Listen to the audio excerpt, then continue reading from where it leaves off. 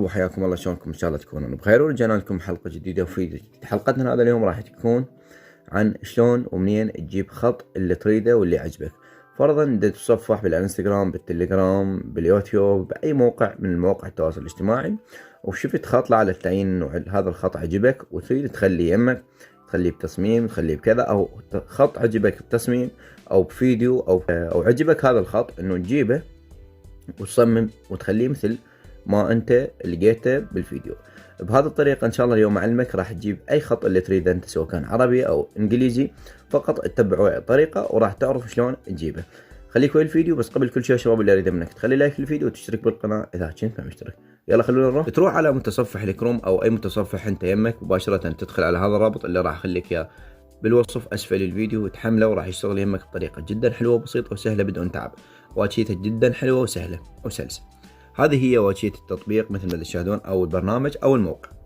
فانا هسه راح اروح اجيب خط لا على التعيين انه خط بلقاه بتصميم القاه بكذا، اخذ له سكرين وانا اعلمكم الطريقه شلون تاخذونه. فراح اجيب خط معين وارجع لكم.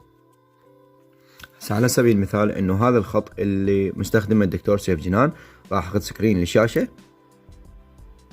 حلو، بعد ما اخذ السكرين للشاشه راح اقصه بهذه الطريقه اللي راح اعلمك بها. تقدر انت تستخدم برنامج قص للشاشه، وانا على مود الشرح يعني للاستعجال. حلو، اقص الخط بدون هواف بدون اي شيء، اخليه هاي دا يصير العفو، اقصه بدون حواف بدون زوايد. تمام، هسه هيجي وانطيها حفظ. بعد ما حفظت الصورة يا شباب ارجع على الموقع نفسيته. انا هسه اختاريت يعني صورة من اليوتيوب، سحبتها واخذت لها سكرين وسحبت النص اللي اريده انا. انطي سحب الصورة، فراح انطي سماحات. تمام، فاضيف الصورة وارجع لكم. بعد ما ضفنا الصورة يا شباب راح انتظر ثواني لحد هذه. حلو، هسه كتبت هذا، خليت الصورة، اجي اكتب هذا النص مثل ما تشاهدون. هذا هنا اكتب النص اللي موجود بالصورة.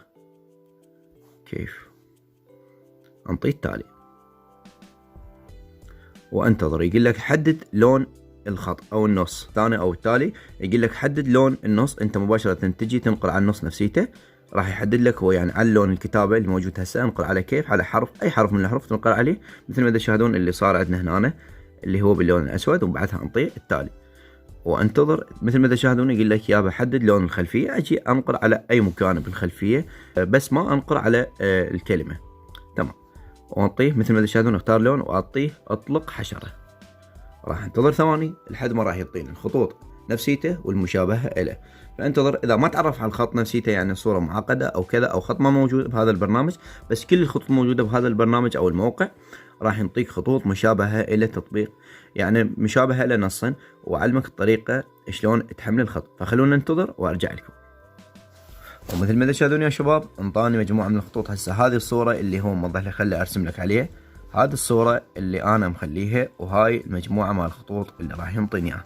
مثل ما تشاهدون هسه حاليا هذا الخط نفسيته مشابهة 100%، يعني بدون تعب ولا اي شيء. انطاني اياه الخط، وبعد راح ينطيك مجموعة من الخطوط انت تقدر تطابق بيناتهم وتختار اي خط اللي انت تريده مشابهة لهذا الخط. مثل ما تشاهدون يا شباب حاليا انطاني 15 نوعية من الخطوط، او اكثر من 15 و15 و20، بس احنا بدنا نقول رقم يعني هيك. هذه المجموعه من الخطوط انت تقدر تحمل اي خط. هسه انا راح انطيك طريقه شلون تحمل الخط. مثل ما تشاهدون منطيك هاي الخيارين او الثلاث خيارات اللي هي مشاركه، ومنطيك جوجل، ومنطيك اد فوتوز. تمام، هسه احنا شنو نروح نجي على الجوجل، على هذه الجوجل انقر عليها، وراح يحولنا على موقع ثاني، وانطيه تحميل الخط، وانتظر لحظة لحد ما راح يحولني على الخط نفسيته على التحميل مباشر بدون تعب. مثل ما تشاهدون انطانا العنوان مال الخط بالانجليزي بدون احنا ما نعرف. مثل ما تشاهدون هسه انطانا الخط، وانصعد للاعلى وانطيه رابط التحميل مباشر. راح يطلع الاعلان واتخطاه. مثل ما تشاهدون بدا الخط يمي ينزل. وهذه الطريقة ان شاء الله تنال اعجابكم. هذه الطريقة كلش حلوة وسهلة، تقدر تجيب اي خط اللي انت تريده. اتمنى تنال اعجابكم. عجبتكم هذه الحلقة خلي لايك للفيديو واشترك بالقناة اذا كنت ما مشترك. مع السلامة واحبكم اخوي.